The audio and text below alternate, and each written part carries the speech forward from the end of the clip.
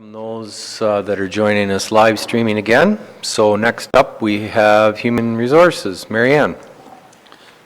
Thank you, Warden. I'm here pleased to present the Q3 results for the Human Resources Department for 2015. So we do have our key performance indicators, which are tracking well. What you can't see on this report that we're very pleased with is in the month of October, we had 0 incidents and 0 accidents. So hopefully we keep on all in that trend. That's the way we want to do it. And of course, encouraging staff to continue having flu shots is also another way to help reduce those sick claims. It is notable that because we've introduced the key performance indicators, it's also created some internal reporting, which has been really beneficial for the department to have. So we have some really key information that we previously didn't have before we started capturing KPIs. So we're really pleased about that as well. As far as our updates on our operational review recommendation number 59, as the CEO had already spoken to, we're moving along well with our Loyalist training and looking forward to continuing that in 2016. We're also looking at other ways of continuing that growth in leadership development, and so we've done a proposal in our 2016 budget to address that. 60 for corporate succession planning. We're continuing on that program, including number 62, which includes the performance appraisal, which was underway with the HR group and the management group. And as we know from our friends at Avante, they're going to be introducing some workflows in the spring of 2016, and that's when we'll be looking to roll out some more performance management tools to the organization at that time. Number 63, corporate training. We're continuing to implement health and safety software, which we had started off rolling out in the new employee and orientation. There's a lot of development work happening right now in a training matrix that's underway in our health and safety area that's really going to help the corporation out in 2016. And we're continuing to eliminate our own red tape with our 5-year HR strategic plan, which is currently under review with our CAO. And as far as our results go, we're tracking well in most of our accounts. There are some overages due to some corporate expenditures that have been uptaken into the HR budget. And we're going to continue with number 64, working on a multi-year plan as already outlined. And that's it for today. Good, thank you, Marianne. Excuse me, questions for Marianne from committee? Janice?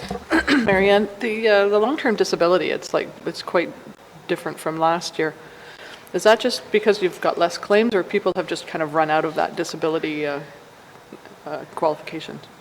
Thank you for that question through the board. No, actually we had some large claims last year that were really long in duration, and we haven't had that, so it's specific to those individuals. Okay, anything else? Hearing none.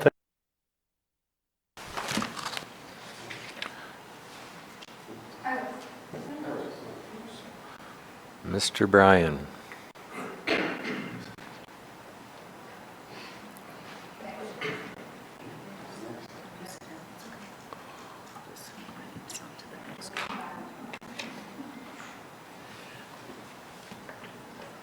Thank you, Mr. Warden.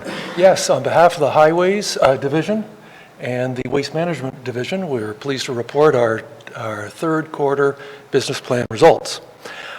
Key KPIs in terms of waste management, we're pleased to report that our capacity for 2015 has reached 30 years. We recognize that that's based on a 5-year consumption average. And if one uses a past experience of last year's 2014 consumption, it's actually 35 years. The next item is tons of MHSW collected. We're pleased to report in 2015 we collected 133 tons of material. Looking at new initiatives, our first initiative was to review 5-year plan for roads infrastructure. And we need to place more time on this, and a bit of a consternation actually is how to apply costing for jobs that require environmental assessments. Naturally, because without the outcome of the project we're a little uncertain on how to cost the undertaking. And we've had the odd challenge when we've made an assumption of the outcome and costed it, and the subsequent results would suggest we know the outcome of the environmental assessment. So looking around, we've got County Road 6 East in Mildmay area, we've got County Road 25 in the Port Elgin area, County Road 33 in the Port Elgin-Kincardine area, and we've got the West Road. It's a tough decision to make on costing when the outcome of the EA is a bit unclear. So a bit of a concern there. Next item was our 5-year bridge program. Our bridge programs are clearer in terms of resolve because they're generally related to safety. We didn't have any action on our 3rd and 4th initiative and our 5th initiative in terms of using electronic system solutions we've implemented in the 1st quarter, and we're continuing to move forward with identifying industrial, commercial, industrial waste versus residential waste on the waste management side. In terms of unplanned initiatives, we're pleased to report that the one wind tower project we're dealing with this year is nearing completion. I think we've issued in excess of 800 over-dimensional load permits to facilitate it.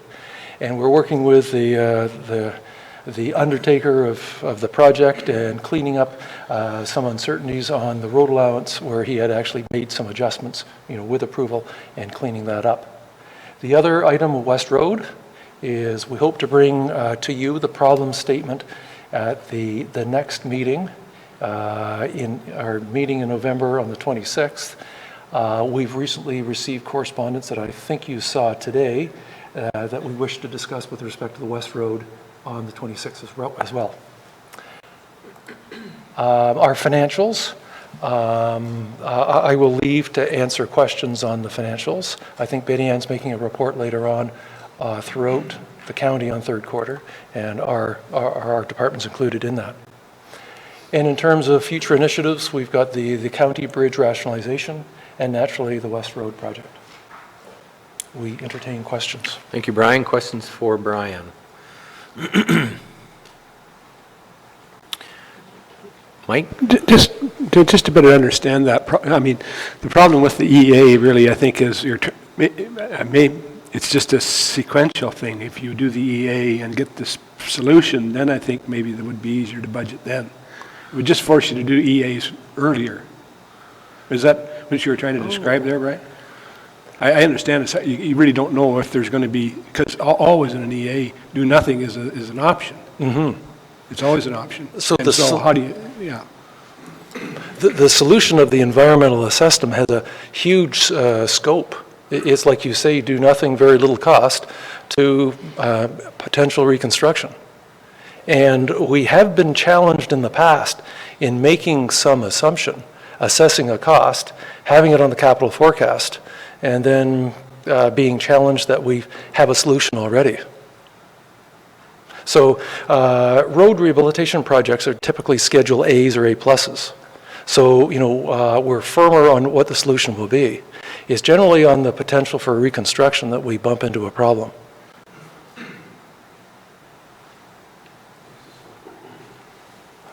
Okay, anything else for Brian? Just remember, tomorrow morning, 10 a.m., Lucknow Shop. Yes. Is the grand opening. 10 o'clock, correct? I was more certain about 10 minutes ago, Okay. Mr. Warden, but I believe someone was teasing me, actually. Okay. I wasn't trying to kick you out. I just thought you were ready to go. We are. Sorry about that. Chris?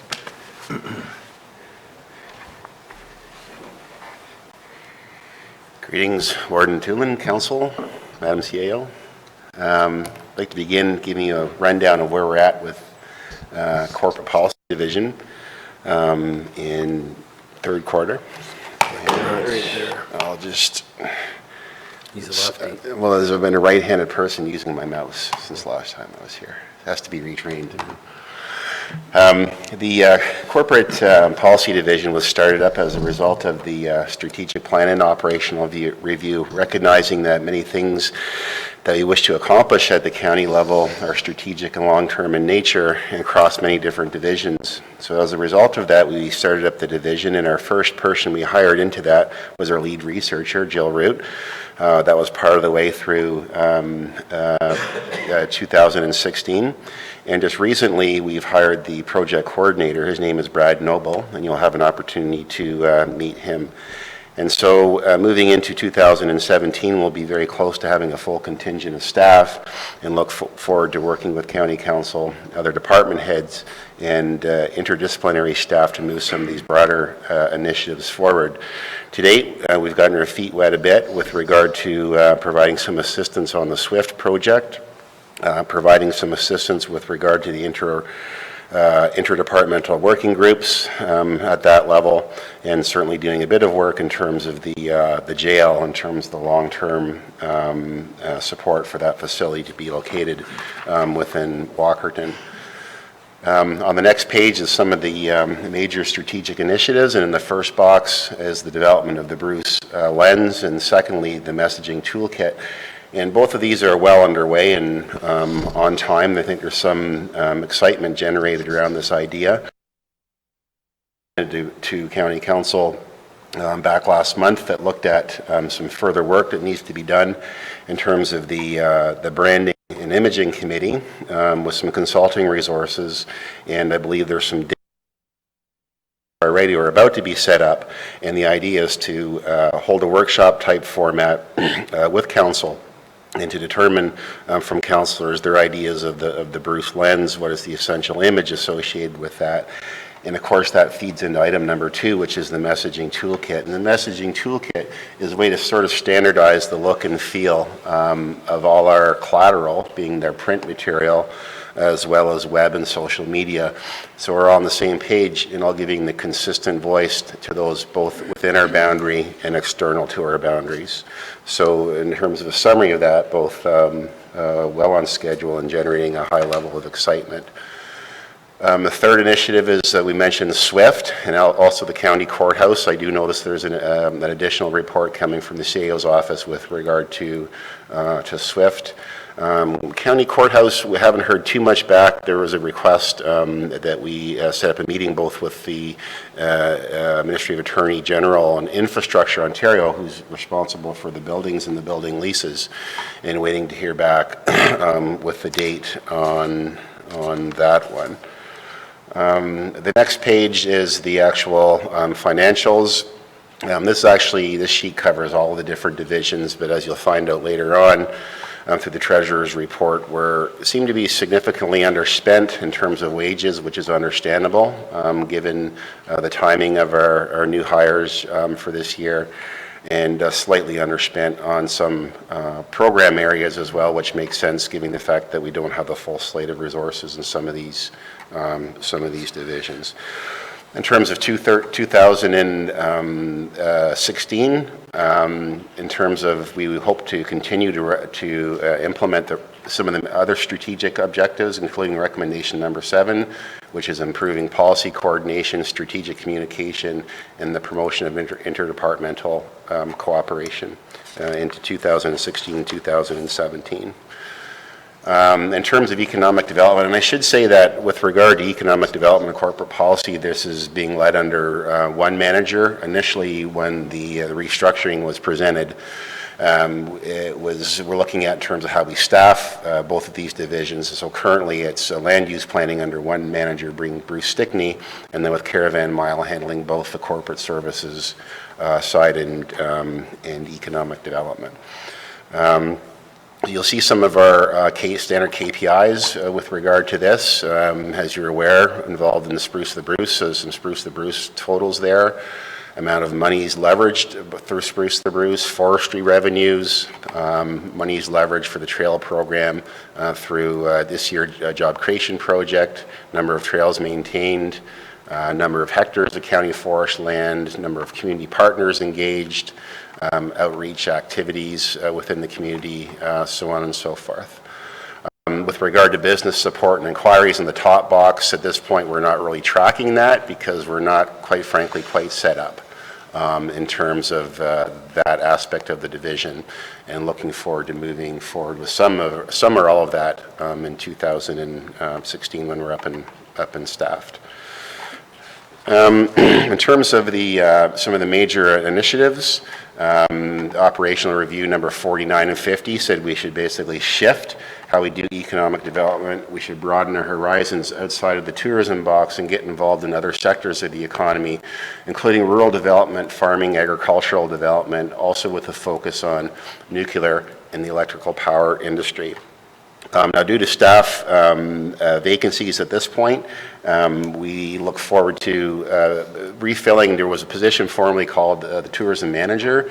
That one's been reworked on the existing structure to be sort of the manager of all the different sectors, so hopefully to be running programming in and around the nuclear industry as well as agriculture and tourism, all the rest of it in 2016. So again, in terms of the operations of this and the mechanics, the reports have been received and approved by council in terms of the shift. And again, we're looking at how to resource some or all of that coming into 2016. The next strategic initiative is with regard to the Bruce County Enterprise Center. And we've had a number of initial meetings with staff from the Bruce Enterprise Center, looking at working up a draft MOU. Currently, that's before the CAO and the CAO of Saugeen Shores as well. And looking forward to moving that transition in as planned in 2016. So again, in the works for hopefully for delivery next year. In terms of the 2016 initiatives coming up, sort of unknown at this point in time. I think we need to plan to do a bit more consultation with County Council in terms of what that means, what portions of the program we should be funding in 2016, and how this fits with the operational review and strategic plan. So again, looking forward to some more consultation on that aspect. As you're aware, in land use planning, 2015 was the year to restructure land use planning, and as a result of that, we've changed the service delivery model. There was a number of challenges for that, was to provide more senior management at the sub-regional level, to provide and continue with the timely processing of land use applications under the Planning Act, and thirdly, to shift some of the administrative duties associated with the statutory requirements of planning to the planning tech level. So at this point in time, we have planning tech in place for both the South Office and the Northern Office, but we look forward to filling that position in 2017 in the Port Elgin office. With regard to the Port Elgin office, there's been a number of challenges just in terms of logistics of office setup. The contractor is still on the job, some shortage of parts, doors, windows, and so on and so forth, but hoping to have that completed in the next couple of weeks. We've ordered the furniture. IT department has been helping out, trying to make sure that the hub is properly wired and so forth, and so we continue to work on that. In terms of the KPIs for planning, I'll maybe just jump back up to that page. And I mentioned this last time in terms of times to process applications. It's improved slightly from 2014, but it's running at 62%, which is, I think, kind of pitiful, but doesn't really represent the majority of applications. What's happening here is I think about 98% of the applications are processed well ahead of the statutory deadlines.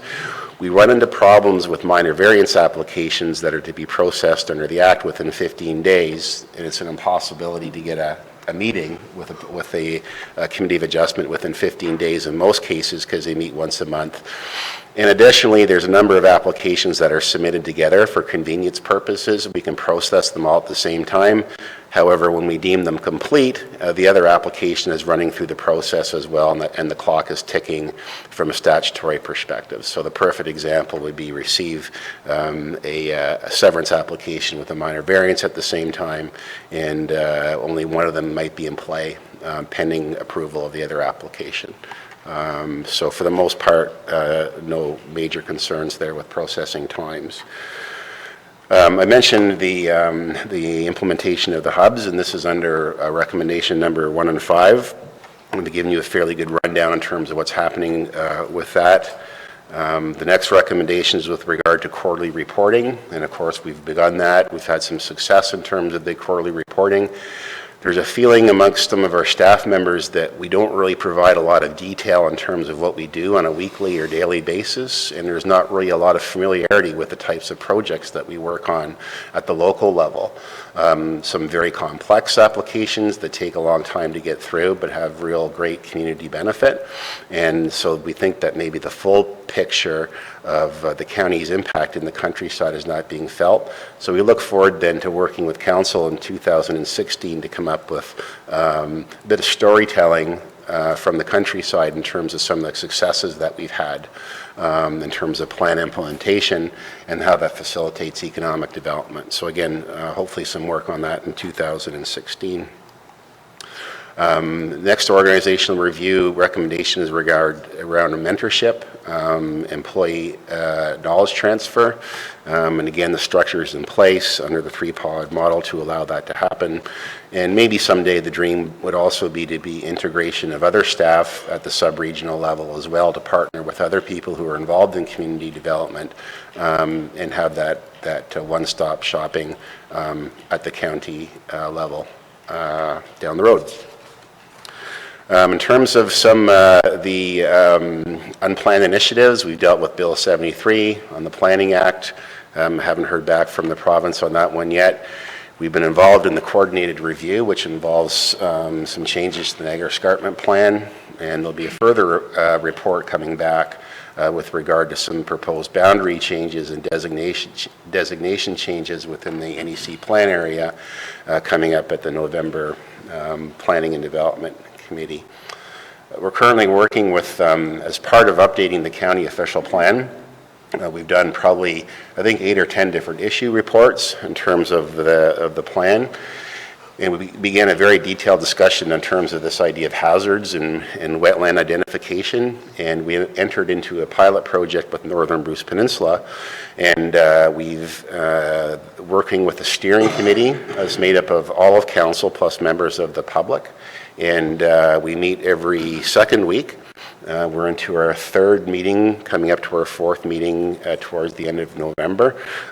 Been a very interesting process, very interactive, and I think one thing we're really doing is really sponsoring a dialogue about what is this all about? What are the criteria under which things should be considered as wetland hazards and so on and so forth.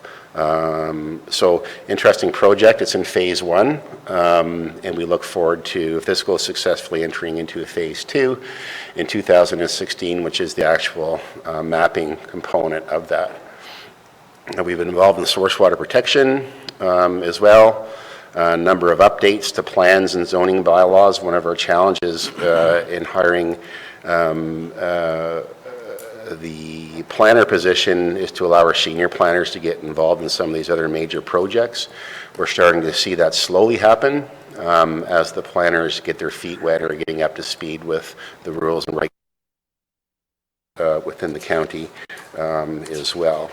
So that is a fairly quick update. I didn't really touch on the 2017 initiatives for planning, but really we're trying to, one of the main things that we started this with some agencies is try to better coordinate in the countryside, to review some of our existing agreements we have with some of our partners to try to streamline that and to try to work with them to get the information that we need at the front end of the process, as opposed to the launch of a lot of new information when we're partway through the application process. So we have been working on that with some of our partners, and we'll continue to do that in 2017. And we additionally hope to explore a pilot project for a development permit system with a couple of our municipalities in 2017 as well. Thank you, Chris. Questions for Chris? Janice? Thank you. Chris, I have 2 questions. One is on Spruce the Bruce. So, because I wasn't here last year, but it looks like there has been a $100,000 reduction in the amount that's being dedicated to that program. Is that is it going to, are you planning on having that kind of decline a little bit each year going forward, or? No, typically it's been funded to the tune of $125,000. And in 2015, the program was under prescribed. And the idea being, we went through at the end of 2014 to set the budget for 2015. And as part of that, one of our challenges is we didn't fill the full slate of candidates for all three of our divisions, so essentially short-staffed. By the time we hired on a person to coordinate that project, it was later in the season. So a lot of that program is to go out and meet with the BIAs and the chambers and so on to make sure that they know that the program has been launched, and then what the funding criteria are, and then getting them ready, application ready, so they have all the proper information and so forth. And quite simply, this year, by the time that was put on the back burner until later on in the year. So I think fundamentally it was under prescribed just because we didn't get out in the countryside and beat the bushes and let people know that the program was available. Right. I think in terms of the level of business support and community support for the program, I think it is good legs and is something we should continue to pursue in the community. I agree. My last question, I noticed with respect to the official plan review, both Kincardine and South Bruce Peninsula are scheduled for 2016, although you do state that South Bruce Peninsula will start in the Q4 of the, I was under the impression it wasn't starting until 2016. Yeah, so South Bruce Peninsula, we were approached by South Bruce Peninsula back in actually 2014, and South Bruce Peninsula is one of only 2 municipalities that have a plan that covers the countryside. So we began some discussions with your staff and council and said, you know, it's up for a 5-year review. You probably need to do some work in your urban areas as opposed to the countryside areas, and there's some support for removing countryside coverage. So we have one of our staff members who's now working with your council, and I believe there's been at least 1 or potentially 2 issues reports on that in terms of things that need to be looked at. In my understanding, it was put on hold briefly, perhaps for 6 weeks or 8 weeks, because there was issues with whether or not, one of the primary components was the area south of town, and to what extent that was going to be fully realized as the commercial industrial area for big box and larger retail, but there was no sewer and water. There was money that was dedicated towards doing an EA to expand sewer and water into that area, but at the same time there was issues with the existing physical plant in the age of the infrastructure within the downtown area. So I think some of that money or the focus was shifted by the municipality to look at those areas, and I think our thinking was we should just put this on the back burner until some of those major decisions are made regarding the business park and the industrial park. So my understanding from Mr. Van Dorp at this time is the project is still active and he's still working with your staff in 2015. Whether there would be, that would lead to a statutory amendment in 2015, I sort of doubt it. Yeah. But potentially in 2016. So in terms of that office, that project is on the slate as an important project. Yeah, for sure. Okay, thank you. Anything else for Chris? Thank you, sir. Thank you. Sorry, just one quick question, if I may, Mr. Warden. If Chris, could you talk just a little bit about the differences in the application process between the inland lakeshore and the peninsula side? In particular, the lakeshore. Is that, are the number of applications processed lower because the number received are lower, or is there an issue? What you see in the reporting is a breakdown in this report between the difference of application volumes between Lakeshore, Interior, and the Peninsula. And on that, it shows as the application number is being lower, and it's just simply there's less applications being received. There was a bit of a lull for a certain number of months. That's picked up slightly, and in the quarterly report, it's interesting to note because there's a 2014 date which has a 5-year average, sorry, the 2014, it's on the screen, is the number of applications we would have received from those areas. 2015 is a 5-year average, and then 2015 to date is the numbers that we've received to this point. So if you look at the actual Lakeshore, down from that significantly. So the rates of the applications typically tend to ebb and flow, and it all depends too on a lot of the newer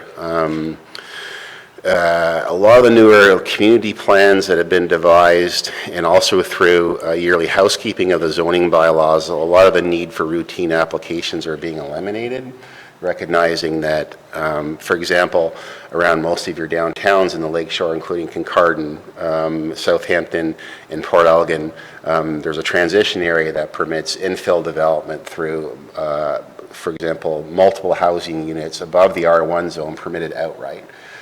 Conversion to professional offices, small-scale retail outright without a need for a zone change.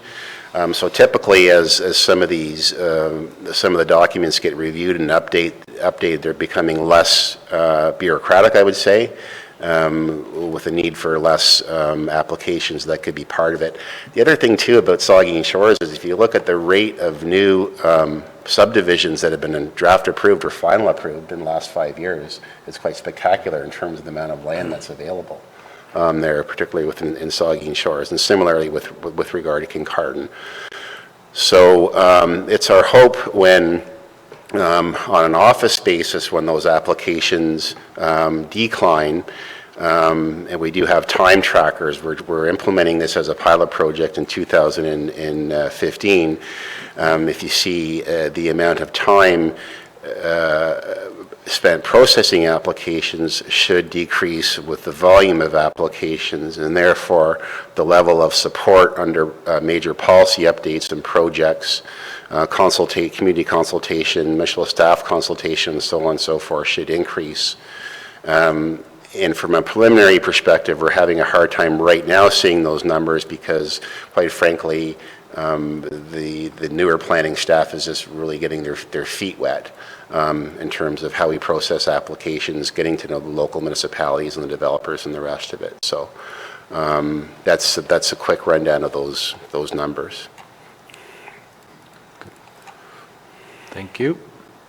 And actually, that branding meeting's December 1st. December 1st. Does that sound right? December 1st. Yeah. Okay. Thank you. Thank you.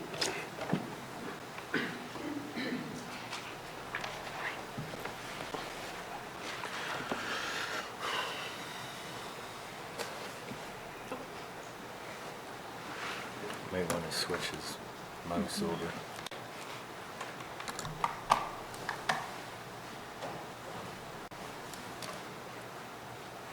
think everybody's falling asleep. Good afternoon, everyone. So for the Social Services and Housing Department, I'm happy to present our third quarter results as well. Just at a high level overview to begin for the entire department, the third quarter was a lot of time spent on focusing on the programmatic budgeting process and really building consistencies across all of our program areas wherever we had opportunities to do that, because we have a number of parallel processes that happen in those separate program areas, and so we're trying to find ways to make how we deliver those services much more consistent. So that has been a major focus for the team together. And then looking specifically at Ontario Works regarding our key performance indicators, we're still continuing to see a trend where the expanded eligibility requirements around employment income supports is increasing our caseloads. So that's where we're seeing the numbers of people receiving social assistance increasing. And again, people are staying on assistance for longer periods of time. The third KPI that we have listed, the percentage of clients who receive assistance for less than 12 months, that is a piece of data we're not able to acquire through the SAMS technology. And moving forward into 2016, we'll be reporting on different things for Ontario Works that are more meaningful in terms of the program. Okay. So with SAMS, though, we are continuing to see further transition into regular operations.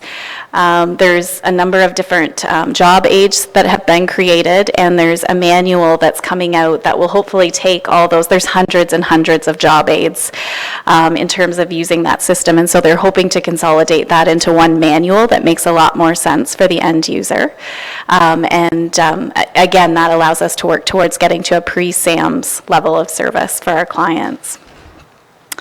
Regarding the evaluation of our employment supports program, staff have been working on a number of gathering of demographic data, and so we're finding that singles represent a high portion of our caseload, and in particular youth. Numbers are increasing there. And so staff are working with the various community partners that we have, reviewing program options so that we can start to help move those people along in their journey in obtaining employment. And actually in our December upcoming committee meeting, there'll be a full report on that particular goal.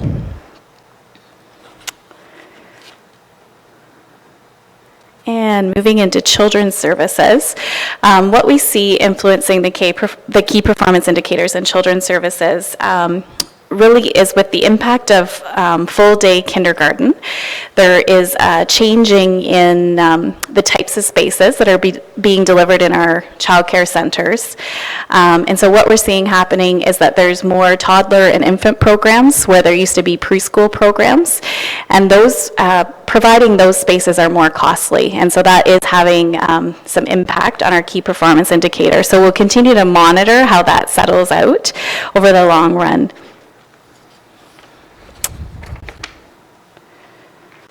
Okay, and regarding the goals for the Children's Services Division, we are working towards the implementation of One HSN, which really provides some focus towards both of the goals that are included for children's services here. And so staff have been working on implementation with Grey County and the people at RBC, which are the group that created and operate One HSN. So that work is well underway now. Staff have implemented successfully the wage enhancement grant application process, and money has now flowed end of September, early October, flowed out to childcare centers. And so that's a Q3 update as well too. That was the provincially mandated program that the province asked us to administer well into 2015.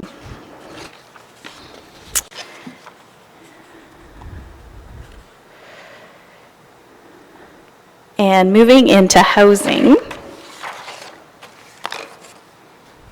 So regarding the key performance indicators for housing, the in progress regarding the waiting list, later today in committee you will see a full report on where we're at with the waiting list, but we are on target for this performance indicator generally. It's one of those things that we can't report on the final numbers until we do reach the year end to be able to say for certain, but the work there is happening. As well, the long-term housing strategy looks like we're well on target. At the end of Q3, about 19% of the actions were underway, and of course we're aiming towards 20% by year end. Regarding the capital priorities delivered on time and on budget, staff are continuing to endeavor to reallocate funds where we're available, and so you'll see there that we are reporting that there's been some additional projects that have been added so that we're able to take care of more of that deferred maintenance in the housing facilities program.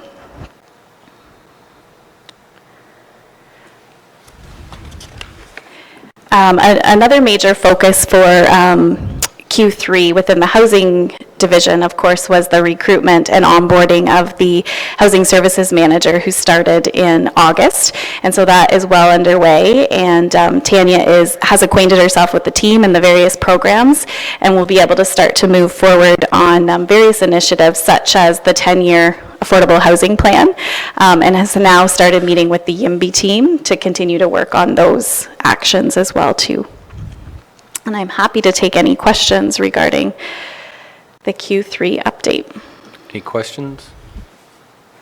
Just at Sam's, is there any more information whether we will be getting any more money for the implementation? At this point in time, through you, Warden, we haven't received any indication for certain that we'll be receiving funds. There is a lot of advocacy work that's happening across the province around asks for additional funds. And currently, regarding our cash flow, we are working with them in, because our caseload has increased and the reporting hasn't been happening the same, we haven't received a true cash flow for 2015, and so right now we're in the process of truing that up so that the cash flow that we're receiving actually matches our current caseload instead of using the 2014 numbers, which is what they've been doing. Milt? Thank you, Mr. Warren. The wage enhancement grant, how is that rolled out? Like, do they apply, or are you? So in this case, it's a process. Any of the childcare centers are eligible to apply.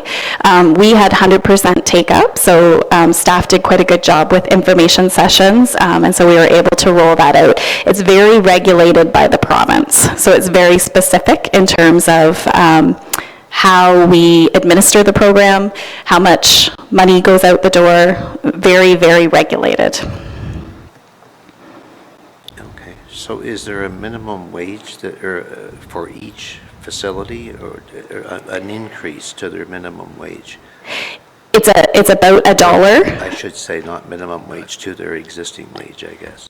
Exactly. So there's a lot of reporting required for this program, and for the childcare centers, it's $1 an hour per staff person, and there's a number of different equations that go into it. For home childcare providers, it's either $5 or $10 a day additional, but again, highly regulated by the province, and we're following their program. Yeah. Thank you, Christine. Anything else for Christine? Thank you. Next up is Gateway.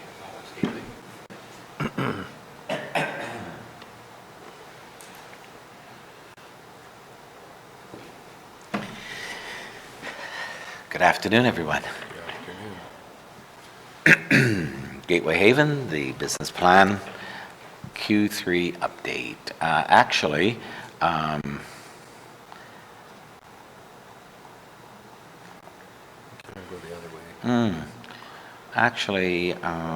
the 2015 year-to-date column is not filled in here, and okay. Let me tell you what's all the great things that's happening at Gateway Haven Q3. First and foremost, you'll see from this update report that actually this is really the wrong report. So, let me tell you, we have added indicators. I can talk? You know I can talk. No, you talk. Oh. What was presented to council, I think on October the 8th, with my absence, I was on vacation, but it was projected that in 2016 that the QA reports would be expanded, and there would be five indicators right at the beginning of the report, and we were going to include another 8 indicators that need to be reported. Sorry. That's all you have? That's fine. That's what I have. We'll talk. Okay. I will resubmit. Okay. Yeah, why don't we do that? Is that okay? Will I just resubmit? That's fine, yeah. Okay, Q3 update at Gateway Haven. Everything's cool. Am I excused, Mr. Warden? I think so. Thank you. That was the shortest report on history. Go ahead.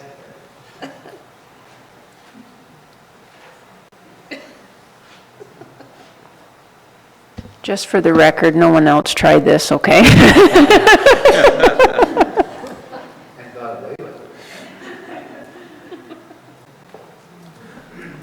Are you, Doug? Good. I can revisit it later. Thank you. Sorry about that.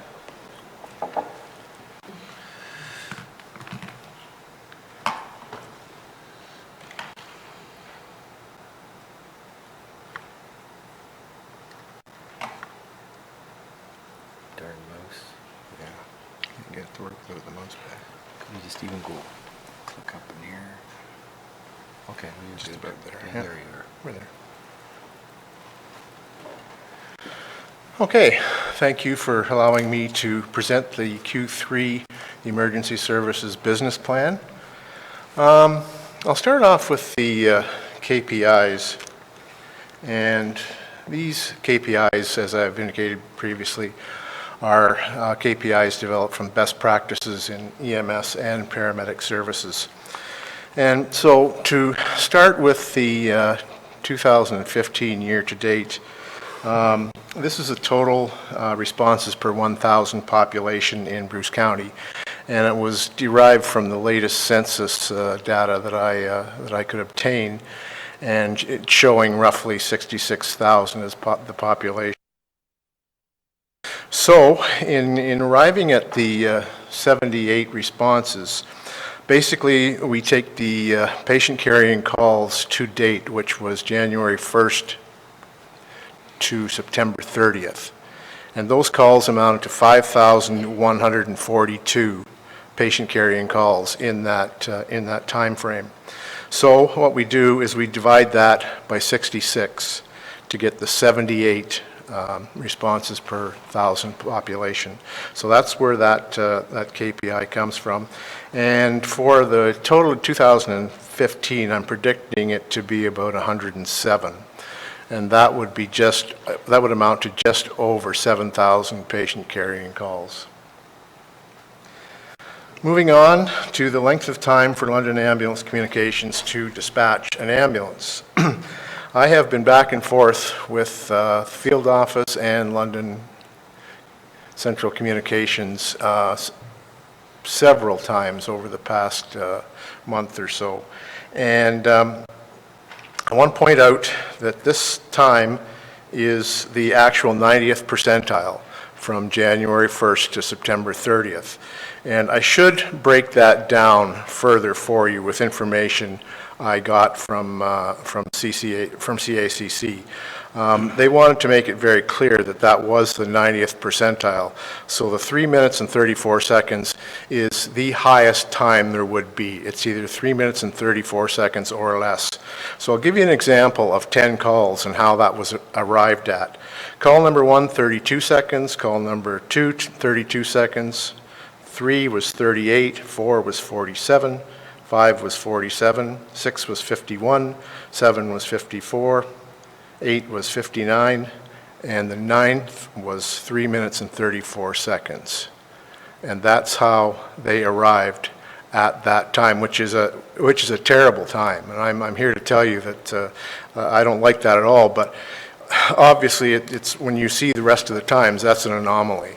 And regularly I was told that the average time it takes is 2 minutes and 28 seconds, and that includes all of the times again. But as far as I'm concerned, the majority of the times are acceptable, but what you're seeing for the 90th percentile is that one anomaly, that 9th call that took so long for some reason. So I'm going to take another look at how these KPIs should be reported in the future to see if we can somehow change that to make it more reflective of the actual situation, so you'll have a better idea of the big picture, which I tried to give you here. So moving on from that, this is the length of time from crew notification till arrival at scene. And again, this uses the 90th percentile. And again, I've taken it direct from best practices of EMS and paramedic services in the province.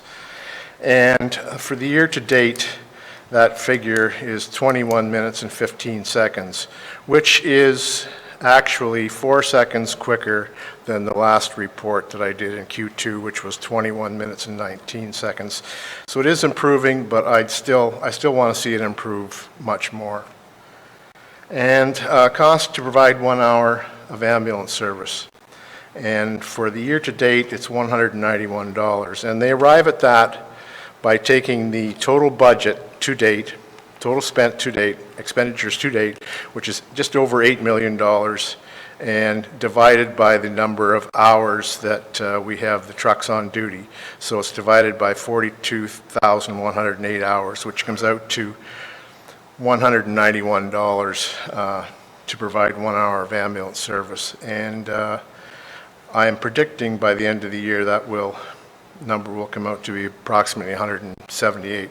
And I would say that these figures are in line with other comparable services of our size and call volume. And the annual compliance with council-approved ambulance response time criteria, we're meeting 4 out of the 5 criteria.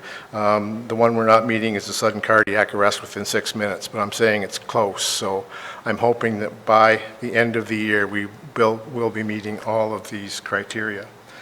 And the annual compliance with EMO. And as Kelly indicated earlier, we had our emergency management exercise involving ourselves and 5 lower tier municipalities on October the 23rd. And I'm very, very pleased with the way it turned out. I thought it was a good success. Kelly did a good job of handling it as the chair in the EOC, as she always does, and that kept everything moving smooth. And it reminded me again of the incident we had back in January of 2014, where we did it all remotely. So I'm here to say that everything we've done is working, and people are getting more comfortable. And I think the WebEOC project is becoming and has become a great success and can only be improved upon in the future. So I just wanted to mention that. So moving on to our goals and initiatives. Our departmental goal number 1 was to develop a 5-year emergency services department strategic plan to align with other corporate strategic plans. And this has been done in other municipalities, and we're currently investigating that, but I think I should point out here that this is probably going to be delayed until we get to the point where recommendation number 58 is resolved, and we've figured out what we're going to do with that. So, basically, the recommendation 58, as you all know, was the county should continue or consider bringing together emergency services and the long-term care home. To date, we continue our fact-finding mission. We're trying to come up with as many statistics as possible, and we're talking back and forth. And I think we're getting there. It shouldn't be long until we start coming to some conclusions and recommendations down the road. Goal number 3. Again, this was to do with community medicine, and as you all know, we've been doing that. The only thing left to do is our consulting firm, MNP of Toronto.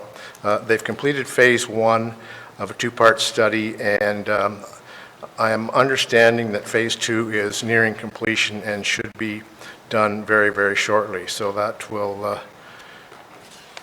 be out soon, and I will report on that when that comes down. Our staff continue peril assessments, which is paramedics assessing elders at risk for independence loss. And we assess every patient over the age of 65, or if there's some patients under the age of 65 that the paramedic feels that maybe should be assessed, we will do that also. And we're continuing those referrals to the Southwest Community Care Access Center. And just over 50% of the patients that accept the referral as a result end up getting new services or changes to the services that they're already receiving, because a lot of times paramedics will discover something that CCAC wasn't aware of.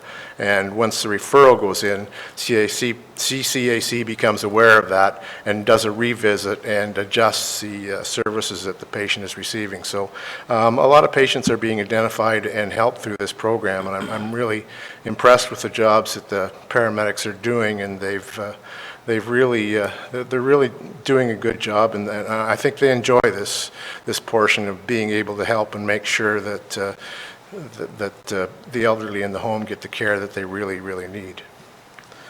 So And to give you an update of things that we have accomplished already this year, our goal number 4, we completed that in quarter 1, and that was an update of the hazard identification and risk assessment. And this was new out by the Ontario Fire Marshal and Emergency Management. So we have that completed. We're just waiting to present that at our final Emergency Management Program Committee meeting before the end of the year. And of course, the business continuity plans, they were all completed in quarter 2 of this year. And I now have those completed plans out of draft version and loaded in WebEOC. So anyone in the County Emergency Operations Center can pull up their own continuity of operations plan and review it during an exercise. So I wanted to make sure that they had as much information as their fingertips, be able to identify things that they may need to do as far as adjusting their daily business during an emergency. And last but not least, the Ebola crisis. That was something that, it's something that we continue to look at very carefully. These diseases come up every once in a while, and they tend to take you off guard, as was the case with this one. So all our training and everything was completed in 2014. The only 2015 expenses remaining that I could identify were the actual protective equipment that was purchased, the suits that the paramedics have to wear. And I understand, and I still understand to this day from the ministry, that they will be compensating us for all expenditures that we paid out for the Ebola crisis, and they have told all the services in the province that, so we'll see what comes down from there. And moving on,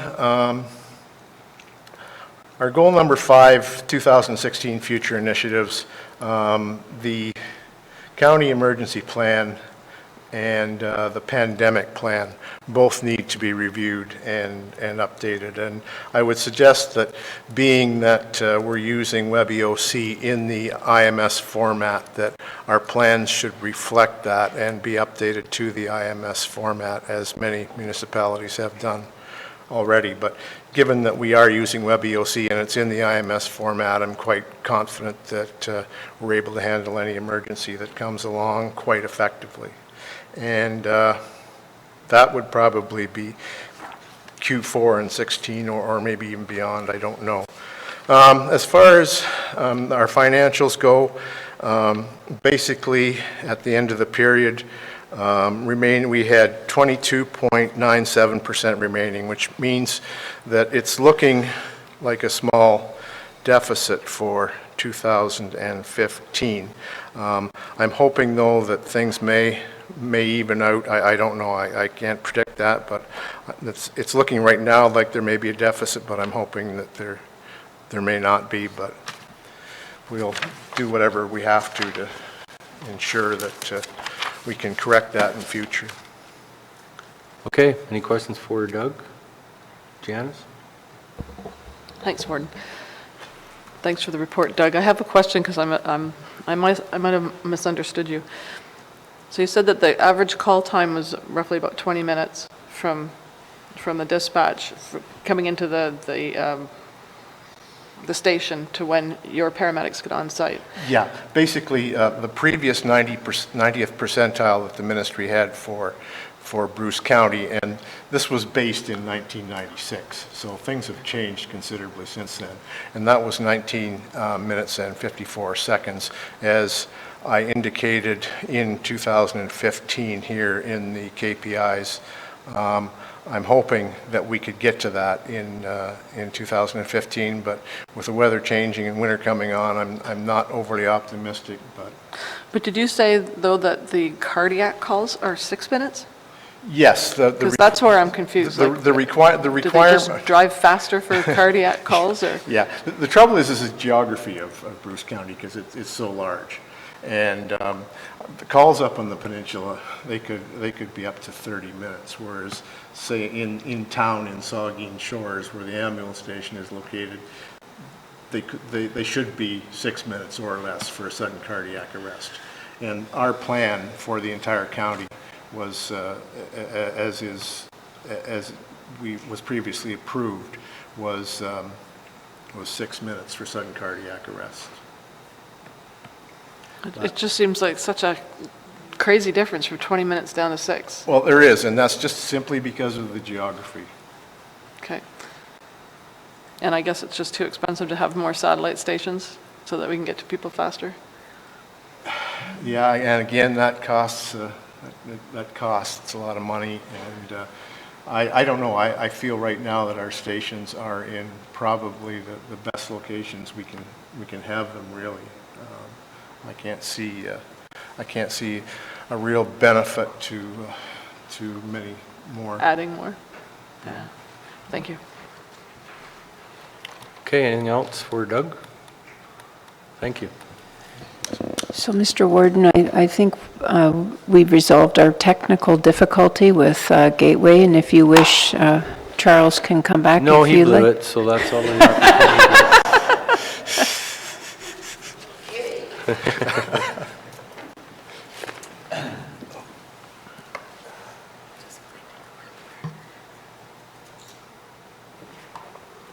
have it on the stick if it doesn't work. Okay. No, it's not. No, we'll have to circulate. Thank you very much.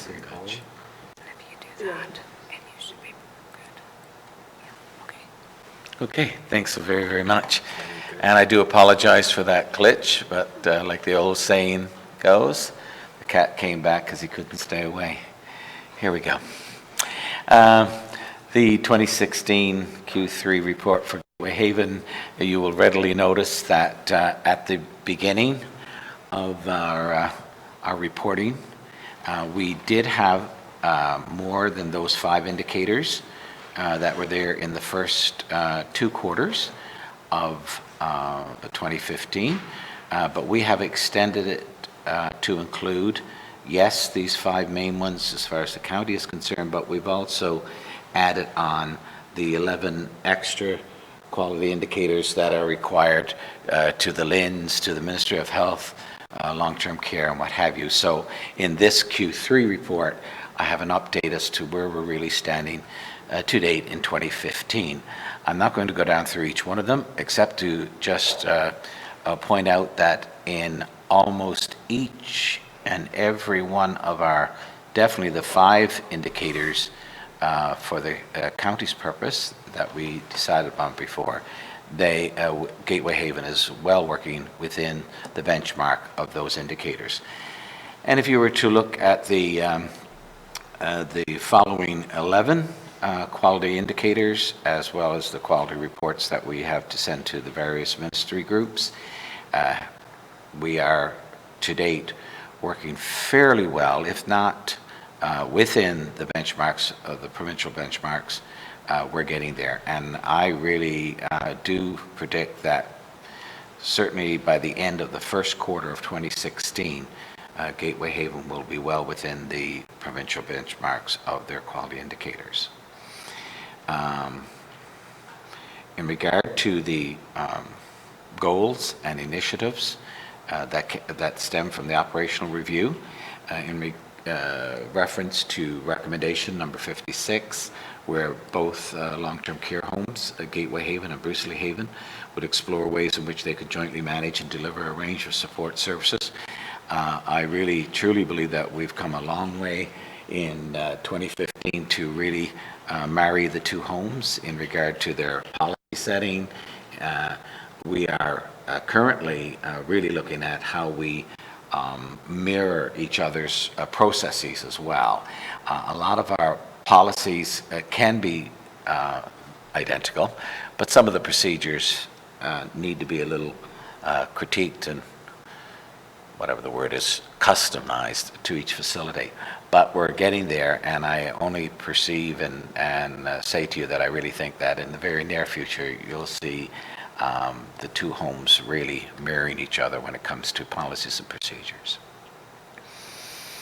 Another area where we were looking at was indeed the quality performance indicators, which I just related to you, that both homes have married all of our reporting of quality of QA, and we're presenting them, yes, in the business plan to the governing board, to the council, and this will also go to our various reporting groups, such as the LINS and the Ministry of Health. Recommendation number 58 and goal number 2 was to consider bringing together the two major 24/7 operations, and my counterpart there, my co-worker there, Doug, really related where we were as far as the 24/7 operations, and we do have ongoing meetings with the with EMS, and we're really looking at how we might combine, for efficiency purposes, some services. Our third goal was to enhance public relations in the community through education of services offered at Gateway Haven and long-term care, and we are proposing to have, and we have on our calendar, open house is going to happen next June, actually, and my memory serves me, it's going to be June the 17th. We're hoping to keep it in the month of June. And the new initiative regarding the use of the large background property for residents and public partnership gatherings, that was presented to you in the 2016 projections and initiatives, and we're going to have ongoing conversations and dialogue about that. Looking at the financial standing to date, you have that before you. I do want to just mention that full-time equivalents under 2016 adopted 96.61. That is an error. Initially, we had presented that for the 2016 budget, but we are not increasing any full-time equivalents, so that really should be 95.75 as was in 2015. And other than that, Any questions for Charlie? Janice? Thanks. Hi, Charlie. Now, I'm not sure that I understand this, but there's an extra 100 bed days in 2016. Is that like you're just putting a bed in for 3 months or something, or how do you arrive at that? Because there's 366 days in 2016, it's an extra bed day for 100 residents. There you go. It's a leap year. Yeah, that's cool. I just, hey. And the LINS said they weren't going to increase those beds. Let's have a talk with them. Yeah, that's right. Okay, anything else for Charlie? Okay. Thank you very much. Thank you, Charlie. I'll leave that with you.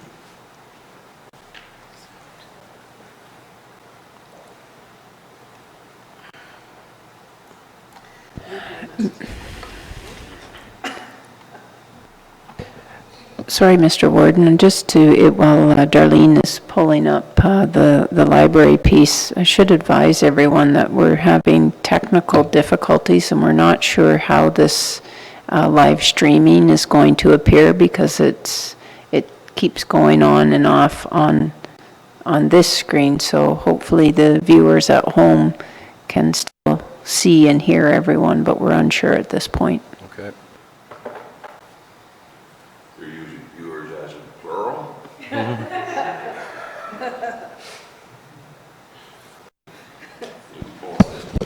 If I could just do a follow-up from Gateway, Charlie, that financial component that's in your business plan, that was actually your 2016 budget, so I'm not sure. We'll revisit what happened there on your document, but that's your 2016 projected. I think the financials in the one that was circulated are probably correct, because that's what Darlene inserted from finance. So. Obviously, the two reports I didn't agree. Yeah. We'll amalgamate them and repost the correct document.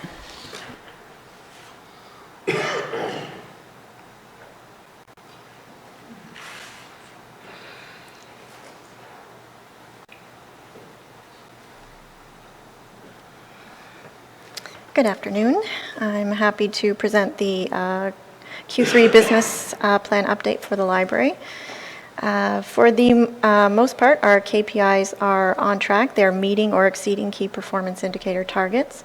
We continue to align with the 3 aspects of the strategic plan identified.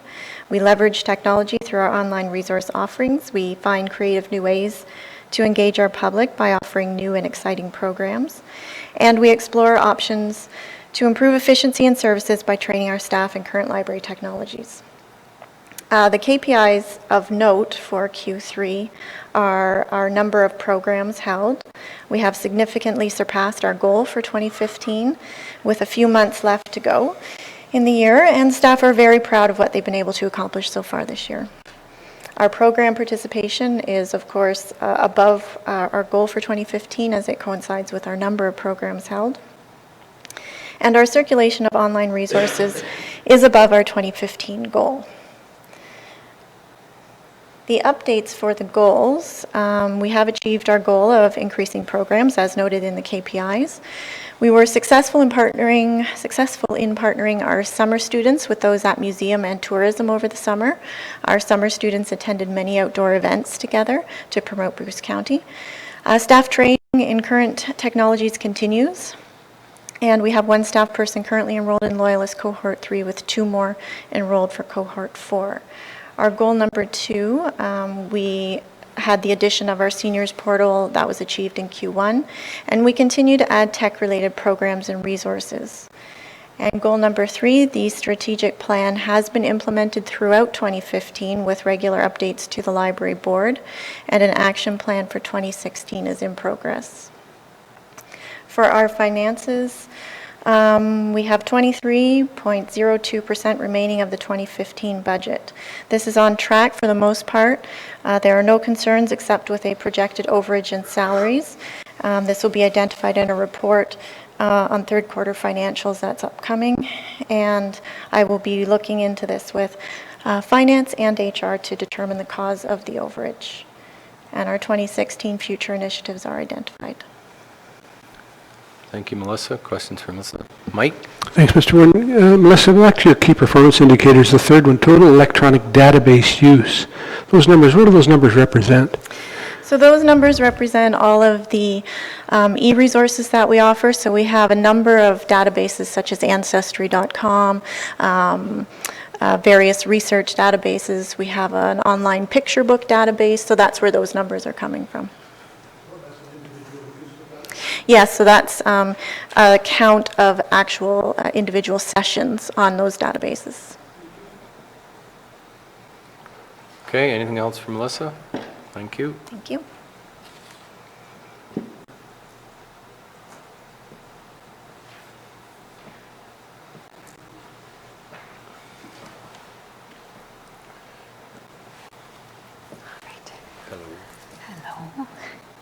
All right, so moving on to the last quarterly report for the day, I guess, is the museum. And just if you take a look at the KPIs that we have listed here, happy to report on the fact that we have surpassed a couple of the goals that we had set for ourselves in the area of grant achievement. All of the grants that we actually had applied to, we were successful in achieving those grants.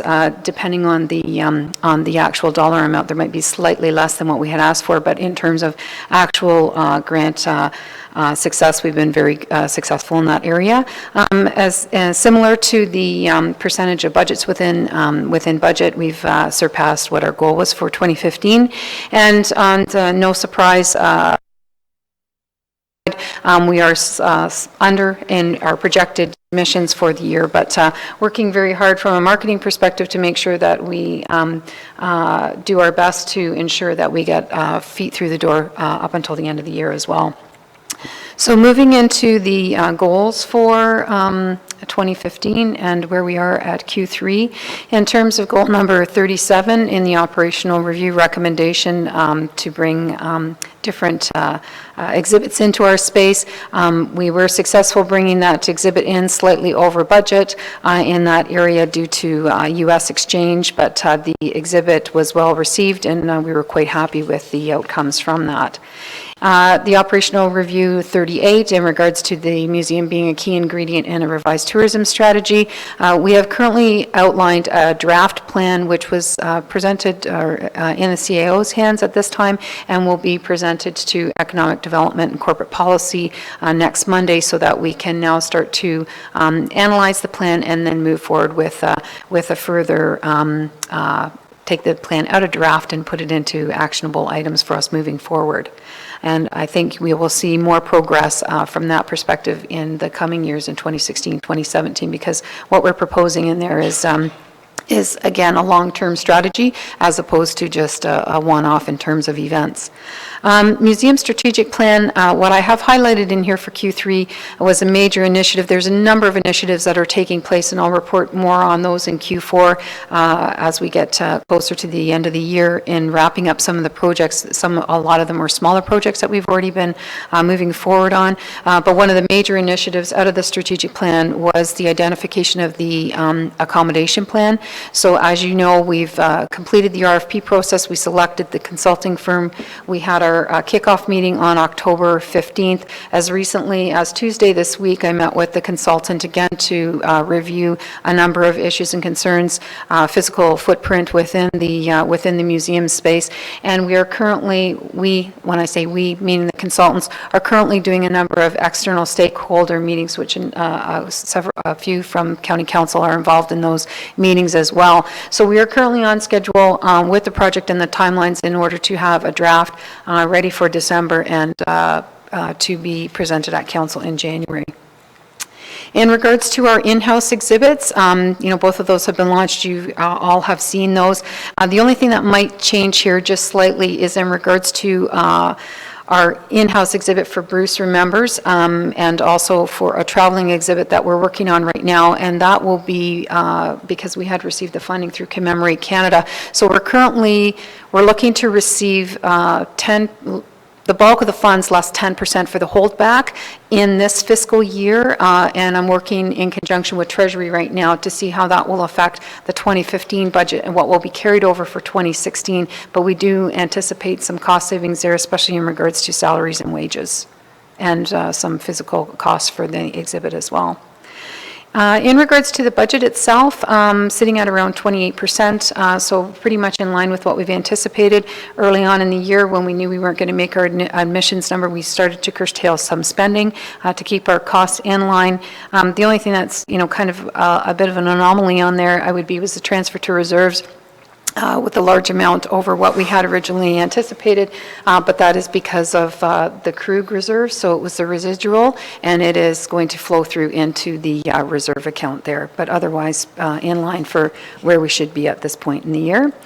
And again, in the 2016 initiatives, Melissa and I are still continuing to review the operational goal in regards to museum and library, and that is part of the continued efforts for 2016 as well as the museum strategic plan items ongoing, and again, the Krug collection, which will be part of the museum strategic plan as well. So I'd be happy to answer any questions at this time. Thank you, Catherine. Any questions from committee? Okay. All right. Thank you. Thank you.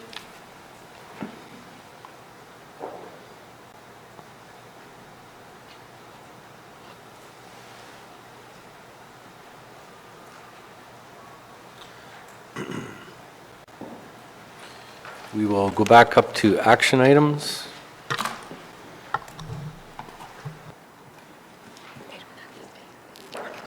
Gary, do you want this one? No, we're good. I'm just saying department heads can be excused if Oh. Yes, department heads may be excused if you would.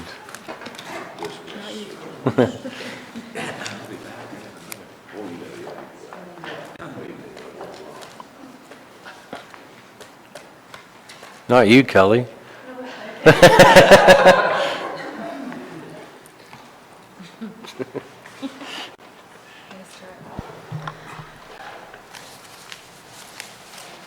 Okay, we have a number of action items, and the first is related to our closed meeting investigator program. It's a 2-year term, and we've provided the background in this report and provided you with some history of how we've made that decision in the past, and the recommendation is to continue using local authority services as our closed meeting investigator. There is a staff recommendation. Do I have a mover and seconder? Moved by David, second by Robert. Discussions? Ann? I just wondered about staff's, I read the report, but I'm just trying to think of we just switched to the ombudsman, and so you still think there's an advantage in going through LAS? Is that your thinking, as compared to the ombudsman? Yes, it is, and we tried to outline in that report Yeah. the reasons why we believed that it was still better to have that outside investigator. Okay. We, in the municipality of Kincardine, ours was kind of financial plus, we've had two investigations, and we thought the cost was a factor for us. Any other discussions? All those in favor? Opposed, if any? That is carried. The second action item is related to our tangible capital assets and our capital asset amortization policies, which have been under review, and we've done a thorough review of both of those policies. Both of those documents have sought input from the directors and have looked at best practices, and have provided you with two different versions. So the red letter version that can show you what's been added and what's been changed, and then the final version for your consideration. So you've seen both those policies. Are there any questions in either one? Hear none. I need a mover and a seconder. Moved by Ann, seconded by Mike. All those in favor? Opposed, if any? That's carried. Thank you. The third action item is related to our transfer from reserves, and it's really a financial statement housekeeping area where we set the budget for the reserve and establish amount, and then in 2015, when we did get the approval for it, it was $12,000 greater than what was budgeted. So this recommendation would be that the amount would be financed annually from the WSIB reserve. So we can establish a budget, but if that budget was changed through the year and approved by committee, that the full amount would be financed from the reserve. So this type of a housekeeping motion would not be required in the future. Do I have a mover and seconder for staff recommendation? Paul, seconded by Ann. Any further discussions? Hearing none. All those in favor? Opposed, if any? That's carried.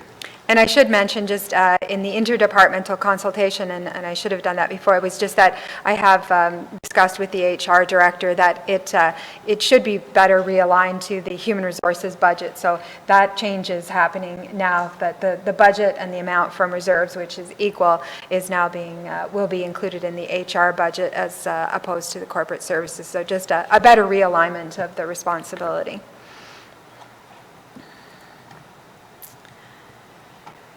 Transfer of expenditures, the Information Technology Division. So this report was circulated after you received the original package, and we've just been struggling a little bit with the ability to make some expenditures that for myself, coming into the position of director, as well as bringing on the new manager, is that the 2015 budget had a number of hands involved in it, a number of decisions, and we just believe that there are some efficiencies and enable to realign some of the 2015 spending to add some redundancy and to just improve our investment in the county's infrastructure. So we would just appreciate committee's consideration in allowing us to realign some of the expenditures that were originally approved in the 2015 budget to establish a better base for 2016. And the report outlines that, as well as the attachment that shows where we would be making adjustments and with some flexibility within those programs. Staff recommendation, moved by Milt, seconded by Ann. Are there any further discussions? Hearing none, all those in favor? Opposed, if any, that's carried. The next action item is related to the Southwest Integrated Fiber Technology, and I'll turn that to our CIO for presentation. Through you, Mr. Warden, I will be brief in the interest of time. That what's before the committee is a request for pre-budget approval for $30,000. At the last Western Ontario Wardens Committee meeting, which was October 30th, representative gave a very thorough report, and overall there is very little change from the last report that was provided, with the exception that Huron County is now appearing to be on board with the initiative, which is a major movement, which is exciting. So a few months ago, committee approved $20,000.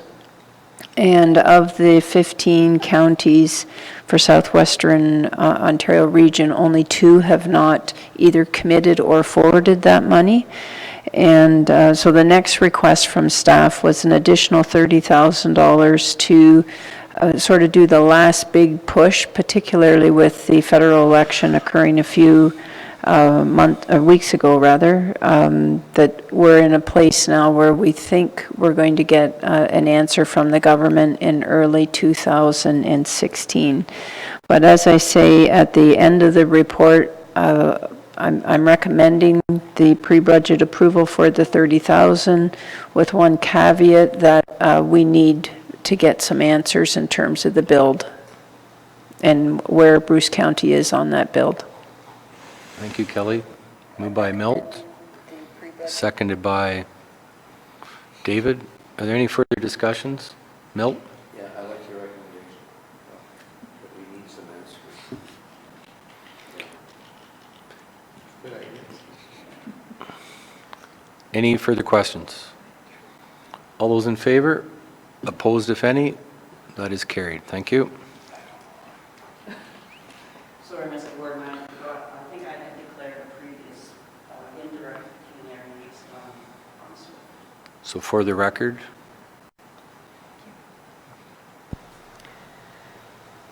A communication referred was from the Southburst Detachment of the Ontario Provincial Police requesting the dedication of a bridge, and the report is recommending that we support that, recognizing we have no jurisdiction, but also confirmation with the county engineer that we do not have official jurisdiction. staff recommendation. Moved by Mike, seconded by Robert. Any further discussions? All those in favor? Opposed, if any? Thank you. There are a number of information items, and I'd be happy to answer any questions related to. The first one is Bill 8, and Donna Van Wyck has prepared a report, and we've provided input, and at the recommendation of the CIO, we've also reporting to you that the corporate complaint procedure, that we've recognized that there are individual departments have specific complaint procedures, but the corporation does not currently have a corporate complaint procedure, and that is will be written, is under review right now for your consideration and support at an upcoming meeting, and that report is for your information. If there's any questions related to it? Any questions? The second information item is regarding the Graybers Health Unit. They've received their approval letter and established the final amount for 2015, and assuming what would generate a surplus, and just identifying, as I previously reported during the budget process, the one-time funding that was approved, and that the discontinuation of the SINOD expansion program for 2016. And there will be expected a slight deficit, which would be allocated to the consolidated deficit at year end, assuming all things remain equal for our input. Any comments? Chair Mike? David? No? The third quarter financial statement review is for information, but there is considerable amount of information, and some of the department heads in their Q3 did provide some background for that as well.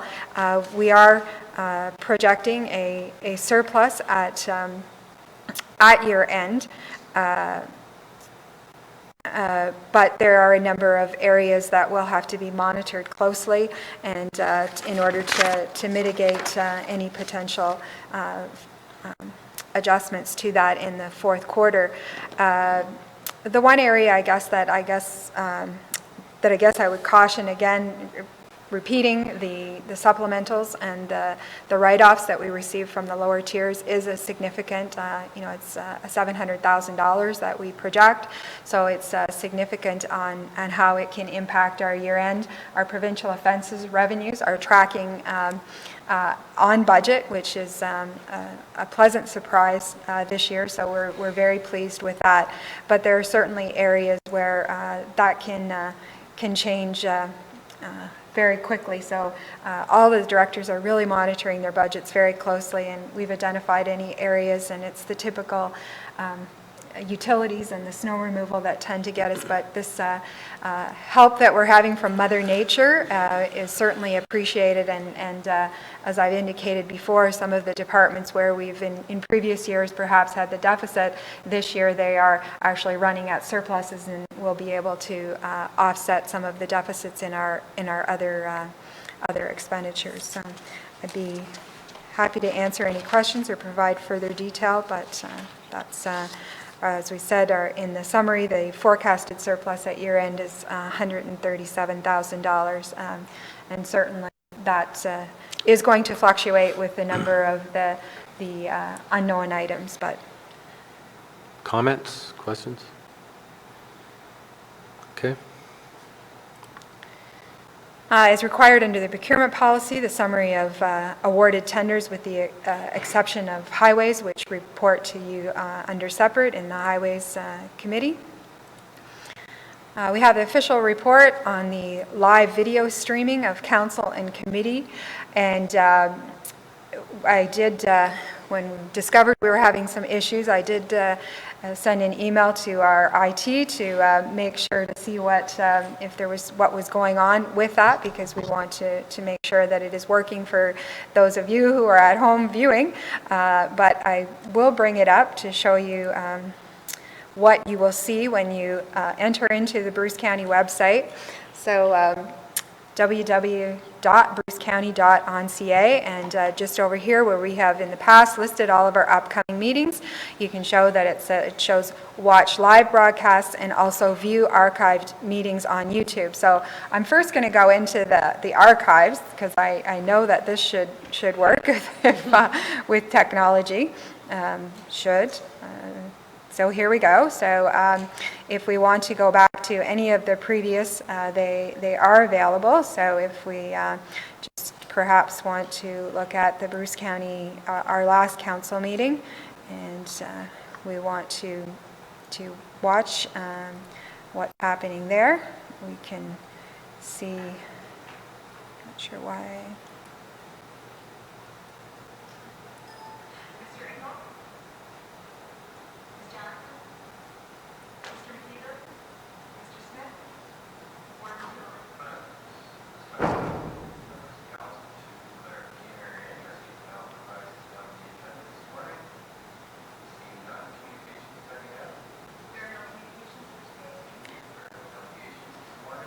So that's what, when we were live streaming on October 22nd, those 9 viewers at home were seeing. But of course, it shows 9 views. No one liked and no one disliked, which is good. But this is, of course, before we've actually launched that it was available. So there's been some staff viewing as we've been going along. So what we want to show is.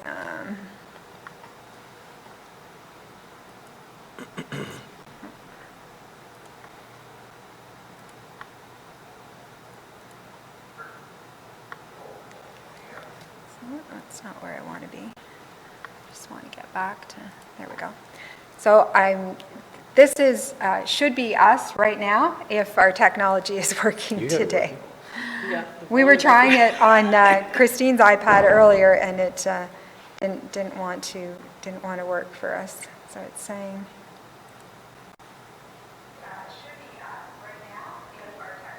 Time delay. A slight time delay.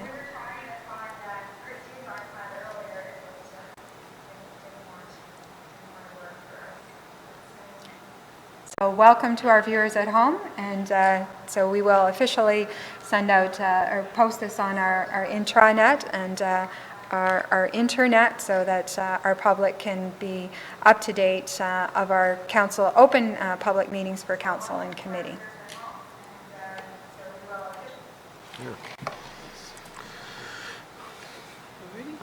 And that was for information as well. As was item G. As was item MPAC. MPAC, yes, MPAC is just an attachment there to remind you of those assessment notices being mailed out to our county taxpayers and our local taxpayers, so that you're aware of that. That's happening right now. I think we'll all be quite aware fairly shortly that they've been delivered. So I thought it would be beneficial for you to be advised of that. And there are no further information items, just one Move in closed meeting. closed. Okay, I need a mover and seconder to go into closed, that the committee move into closed session to discuss the Bruce County Jail pursuant to Section 239-2A of the Municipal Act related to the security of the property of municipality or local board. Mover and seconder, Milt and Ann. All those in favor? Opposed, if any? We are now in camera.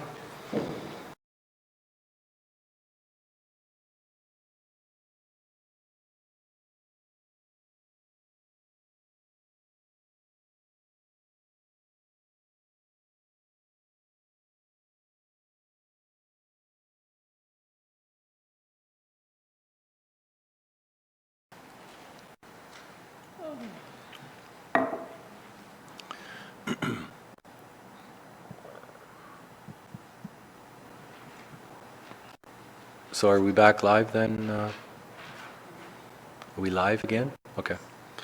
Okay, so welcome back. Rising and report. Council's given staff direction to continue on with arranging a lease.